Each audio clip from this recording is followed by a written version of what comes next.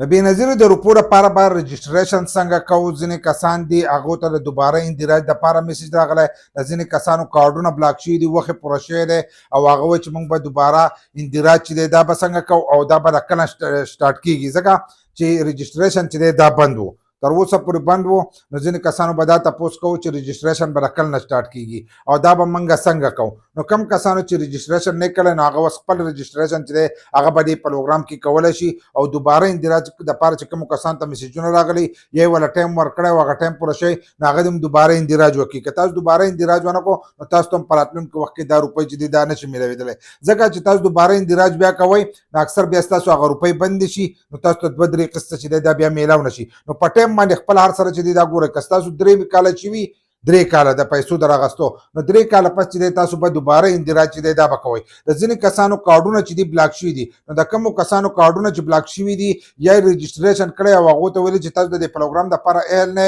نو د هغه ورځې نه به حساب کوو چې 2 کاله ستاسو پوره شوي نو بیا هلو تاسو دوباره اندراج چې دی دا کولی شئ، لکه دوباره رجسټریشن چې دی دا کولی شئ. نو 3 کاله د هغه کسانو دپاره دي چې کم کسان روپۍ اخلي، کم کسان چې روپۍ نه اخلي او کارډ یې دغه شوی یا بلاک شوی یا ورته ویلي چې تاسو د دې پروګرام دپاره اهل نه نو 2 کاله پس به تاسو ځئ او د دې لپاره به دوباره رجسټریشن کوئ. چې کله دوباره رجسټریشن وکړئ نو تاسو ته روپۍ چې دي دا میلاوېدی شي، خو که تاسو ونه کړو نو تاسو ته بیا روپۍ چې دی دا نشي میلاوېدلی. نو رجسټریشن چې دی هغه سټارټ او د هغې لپاره ښه اسان دی چې د موبایل نمبر دی، شناخت کارت دی، د ماشومانو پارمبي چې دي دا راغسته غواړي چې دا به د ځان سره لازم وړئ چې دغه ستاسو سره یې نو هلو تللی شي. اوس پکې یو شی چې دی هغه بل هم لازم کړی دی چې هغه لازم دی چې کم ماشومان دي، اکثر ځینې ماشوم چې دی هغه پیدا شي نو د هغه لپاره چې دی د پولیو کارت چې دی د ټیکو را کارډ و، د ټیکو را کارت چې دی دا د هغه لپاره لازم دی. کم چې د ټیکو کارت تاسو چې هسپتال ته وځئ په هسپتال کې رجسټر شي او ټیکو ورته وکړي نو د هغې لپاره تاسو لا کارت درکوي. نو هغه کارت چې دی هغه به هم د هغه ماشوم سره چې دی دا به یو ځای وړئ چې هغه کارت ویسئ